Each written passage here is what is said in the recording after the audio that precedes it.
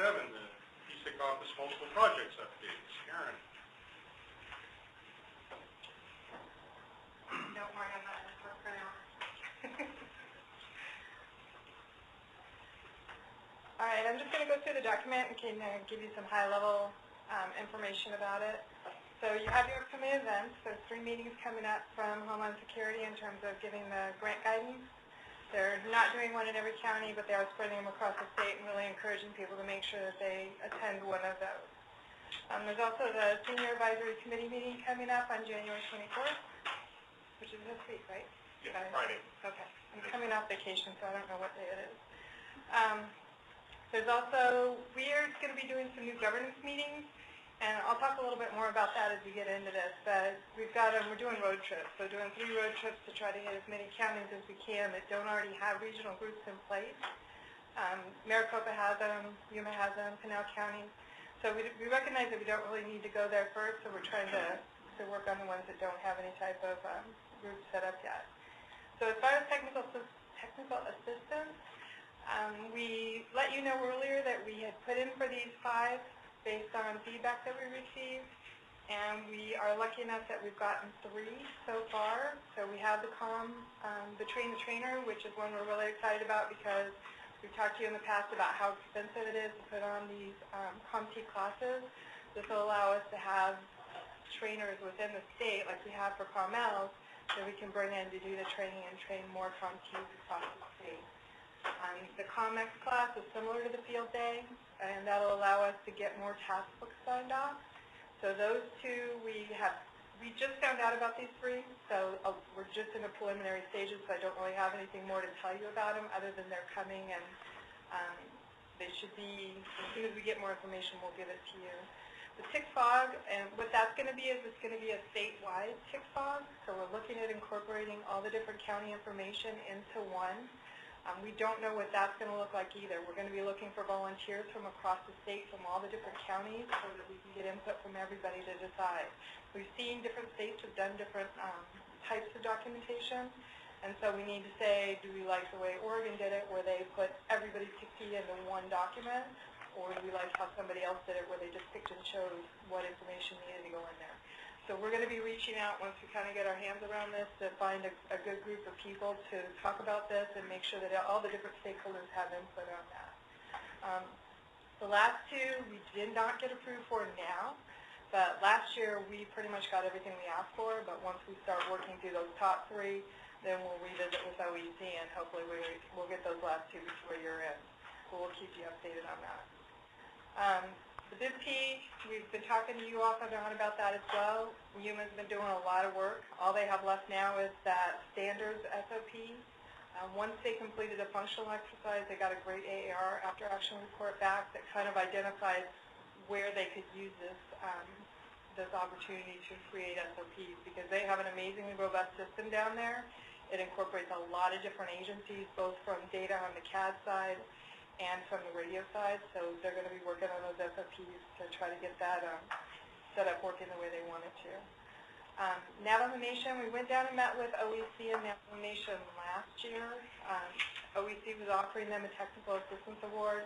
They had a lot of things they were dealing with down there, flooding and other things that they kind of had to set that aside for a little while.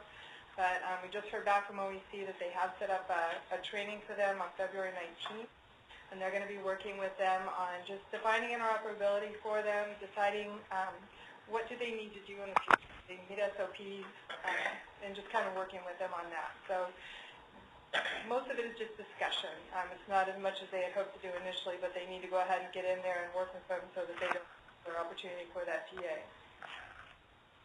Governance, the regional governance meetings that I was talking about, we are going to be going around the state. We have a schedule set up. Apache County is the only one that I have not confirmed the location for.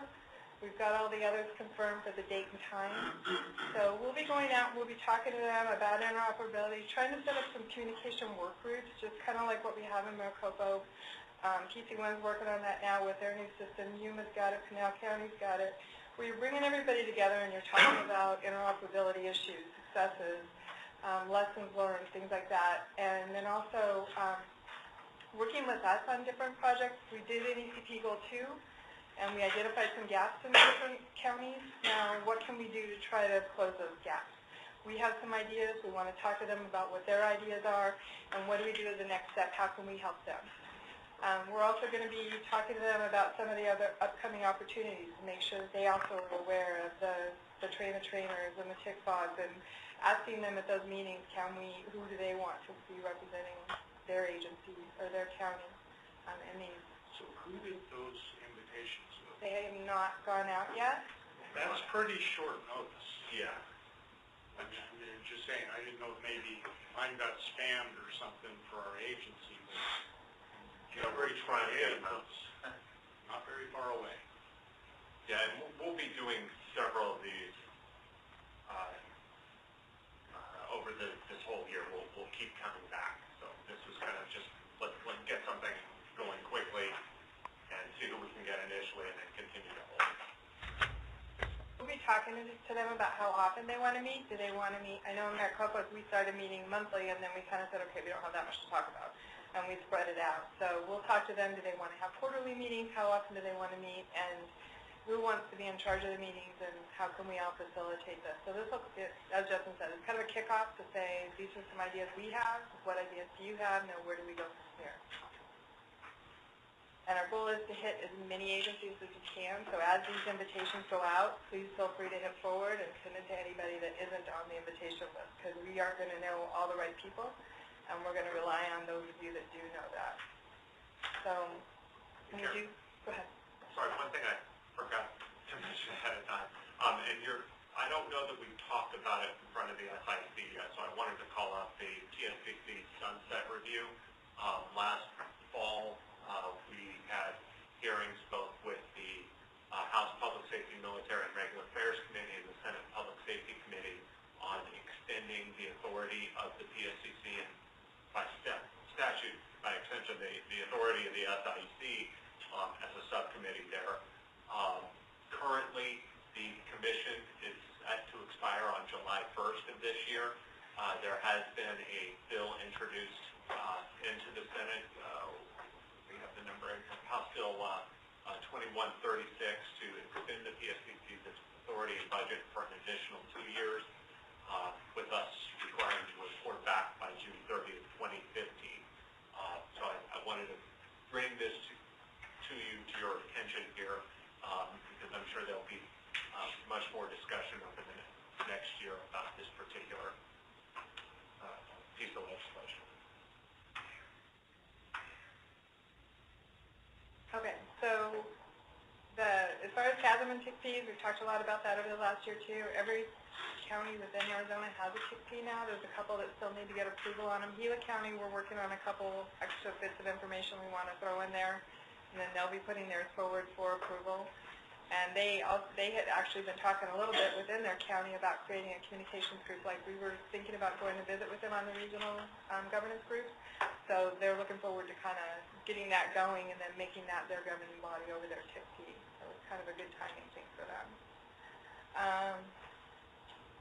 Okay, on page 4, you've got the Public Safety Library. This is something new that OEC has set up, or with Department of, OEC. And what it is it's a public place where we can place documents. So we put all of our policies, procedures on there.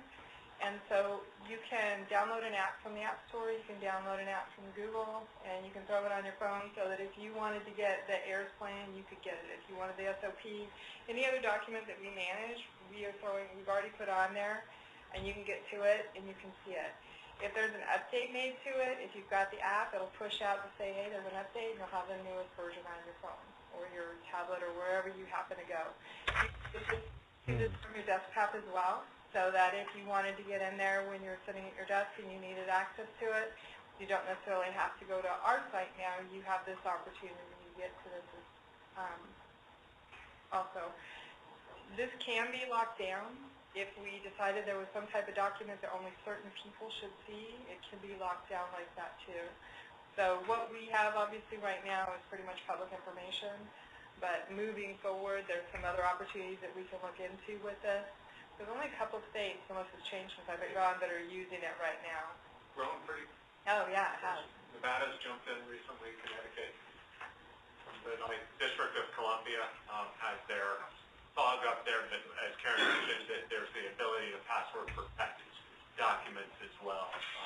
basically the Capital Region has theirs password protected.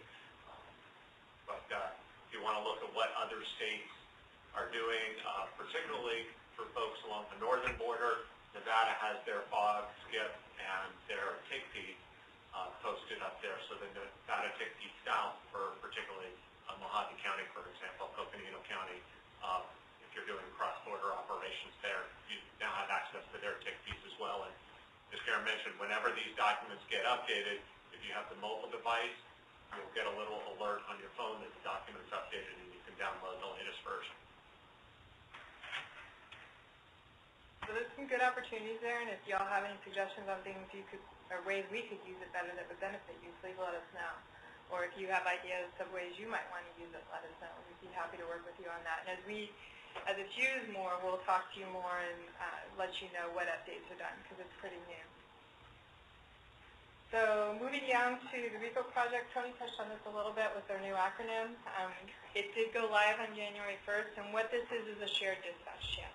And so this part of the RICO project was allowing all of these agencies, instead of having to make a phone call every time a pursuit's going into another agency, a missing child, where you've got to make 5 phone calls, or an officer involved shooting, where you're trying to let people know quickly, they can jump on this channel and they can talk to each other and quickly put the information out to all the different agencies. Just kind of a side note on this, Pima County SO is not on there yet. They were waiting for PC1 to go live so they didn't have to do it twice. So they're not on the system. As soon as they're up and running and they're ready to come on, the talks have already occurred between Yuma and Pima County to get them on the system. And Tohono O'odham is not currently on the system either. They kind of came in late in the game. Took us a little while to find someone to talk to there to try to get them going. So we're hoping that they're going to actually join as well. But we were excited about this. The BLM group and Marana both came in under, they got their equipment through a different grant, the BID-P program. And so just happened to be at a meeting at the same time, and had a conversation, and found that opportunity was available and pulled them into this as well. So it worked out nicely. So that is live. They're doing radio tests every week or so. Cochise County's taken the lead on this, and they're going to be the keeper of the SOP. And they're also doing all the radio tests to make sure everybody's keeping the channel up and operational. So I think from the last radio test I saw, it looks like everybody's doing well, everybody's on there and listening. So it's a great opportunity for them. Karen, is this writing off the unit system? Yeah. And it's just like the PSIC channel. So right now, Yuma, the people on the YRCS system have their own dispatch channel, and this group of people have their own dispatch channel. They're not integrated yet. They, at some point, once this is up and running and theirs is up and running a little more, they may have talks about, do we really want to connect these, or do we want to do something so that everybody can talk to each other? We did have our class on November 19th for the value proposition of the communications unit. Thank you, Mr. Mike Worrell in the back. He was one of our presenters. It was a really good class, had a lot of really good information in it. We did record it, and it is on our website. So if you weren't able to attend, it's broken down into parts so that if you don't have time to listen to everything all at once, which most people don't, you can grab a different section and listen to each one separately so that you can hear the information that was provided during that. We had some great information put out. We had a good attendance, both on the phone and in person. And so I would encourage you to pass this information on to anyone that you know that could benefit from that. NIMCU, 2 new Carmels recognized on December 6th, Frank Brady from Pima County and Ian James from Verde Valley Fire. I don't believe there one of them here. Okay, I don't want to not announce them. Field Day is coming up, our second one. So February 19th, the letters have gone out to those that were chosen to participate, and the planning team has been meeting quite a bit, and I know Blade's been doing a lot of work on this. So excited about that. That'll be here before we know it. And then upcoming dates, broken down when all the different grant meetings are happening. Similar to what I talked about, really the only new one on the upcoming key dates that I haven't talked about is the Western Regional ACO Conference is coming up. I'll put a plug in for them. They're looking for presenters, so I know they're always looking for technical presenters especially. So if you have anything that you're interested in presenting, they would be more than happy to take your call for papers presentation request. So They also have registration open. It's going to be out at the Wigwam on the west side, and this is a big conference. It's bigger than just the state conference because it includes all the western states around here. So the next PSIC meeting is February 18th, and it'll be here. And your next meeting is March 18th, and it will also be here. Any questions? Any questions from anyone? All right, thanks, Karen.